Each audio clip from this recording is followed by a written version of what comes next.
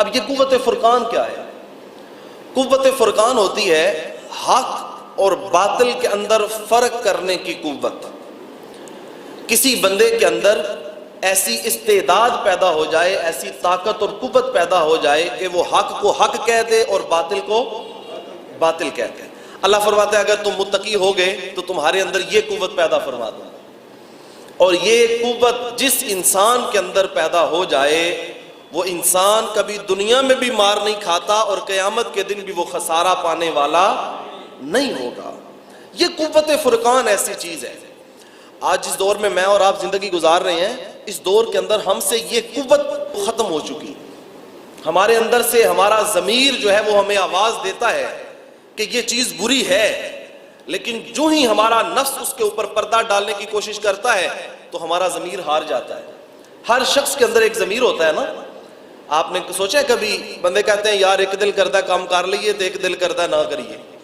اسی طرح انسان جب گناہ کرنے لگتا ہے اس کا ایک خیال ہوتا ہے کہ گناہ کر لوں، ایک خیال ہوتا ہے کہ گناہ نہ کروں۔ یہ جو گناہ کرنے کی ترغیب ہوتی ہے یہ اس کے نفس امارہ کی طرف سے ہوتی ہے، اور جو گناہ سے بچنے کی ترغیب ہوتی ہے یہ اس کے نفس لوامہ کی طرف سے ہوتی ہے، جس کو ضمیر کہا جاتا ہے۔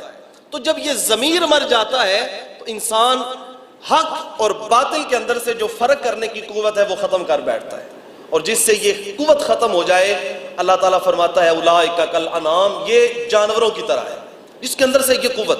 انسان کو تو بھئی عقل اس لیے دی تھی نا کہ یہ اچھائی میں اور برائی میں فرق کرے۔ ابن مبارک نے کتاب الزہد کے اندر ایک روایت لکھی ہے، میں آپ کی توجہ چاہوں گا۔ حضور علیہ الصلوۃ والسلام نے ارشاد فرمایا صحابہ ایک وقت آئے گا کہ لڑکے اور لڑکیاں آوارہ ہو جائیں گے۔ آج ہو نہیں گئے لڑکے اور لڑکیاں آوارہ؟ آج نوجوان کیا کچھ کر رہا ہے؟ حضور فرمایا ایک وقت آئے گا کہ لڑکے اور لڑکیاں آوارہ ہو جائیں گے۔ اب صحابہ نے تعجب کے ساتھ عرض کیا حضور کیا ایسے ہوگا؟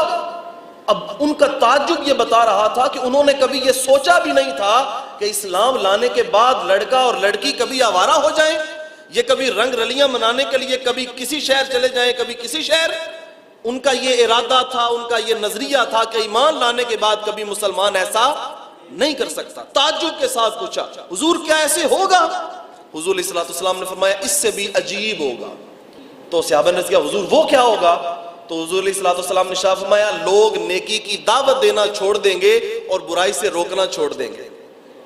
اب صحابہ کا کام تو یہ تھا کہ صبح اور شام ان کا لمحہ لمحہ اسی طرز پہ گزرتا تھا، وہ لوگوں کو نیکی کی راہ دکھاتے تھے اور جس کو برائی کرتا ہوا دیکھتے تھے اس کو خبردار کرتے تھے، خبردار اگر حضور کو پتہ چل گیا تو حضور راضی نہیں ہوں گے، حضور تیرے ساتھ ناراض ہو جائیں گے۔ یہ تو صحابہ کا طریقہ تھا۔ تو حضور علیہ السلام نے جب کہا نا کہ لوگ نیکی کا حکم دینا چھوڑ دیں گے اور برائی سے لوگوں کو روکنا چھوڑ دیں گے، کیا خیال ہے آپ کا آج لوگوں نے چھوڑ نہیں دیا نیکی کی دعوت دینا؟ جی حضرت مولا کائنات شیر خدا رضی اللہ تعالیٰ عنہ جب کوفہ کی مسجد میں آیا کرتے، مسجد میں نماز پڑھنے کے لیے فجر کی نماز، تو لوگوں کو آواز دیا کرتے قوموا الی الصلاۃ قوموا الی الصلاۃ، لوگوں اٹھو نماز کی طرف، اٹھو نماز کی طرف، اٹھو نماز کی طرف۔ حضرت مولا کائنات شیر خدا رضی اللہ تعالیٰ عنہ بوڑھے ہو چکے۔ ایک دن حضرت امام حسن رضی اللہ تعالیٰ عنہ فرماتے ہیں ابا جی آپ یہ ڈیوٹی میری لگا دیں، میں فجر کے وقت لوگوں کو نماز کی دعوت دے دیا کروں گا، اب آپ ضعیف ہو گئے ہیں۔ تو حضرت مولا کائنات نے کہا اے میرے بیٹے، حضور نے ارشاد فرمایا آخری دم تک لوگوں کو نیکی کا حکم دینا نہیں چھوڑنا ہے، لوگوں کو برائی سے روکنا نہیں چھوڑنا۔ تو صحابہ کا تو یہ معیار تھا، اور صحابہ گناہگار بندے کو ترغیب دیا کرتے تھے کہ گناہ چھوڑ دے اور نیکی کر، اور خود کہتے ہیں صحابہ جو بندہ فجر اور عشاء کی نماز نہیں پڑھتا، صحابہ کہتے ہیں ہم اسے منافق سمجھتے ہیں۔ کیا سمجھتے ہیں؟ منافق سمجھتے ہیں کہ یہ دو نمازیں منافق کے اوپر بڑی بھاری ہیں۔ تو صحابہ کو تو یہ انداز تھا۔ تو عرض کیا حضور کیا ایسے ہوگا؟ حضور نے فرمایا اس سے بھی شدید ہوگا، اس سے بھی عجیب ہوگا۔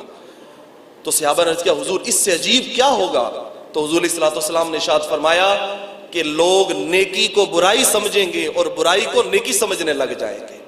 ایسا وقت آ جائے گا، یہ جو قوت فرقان ہے نا، یہ قوت فرقان، یہ حق اور باطل کے اندر جو تمیز ہے یہ قوت ختم ہو جائے گی۔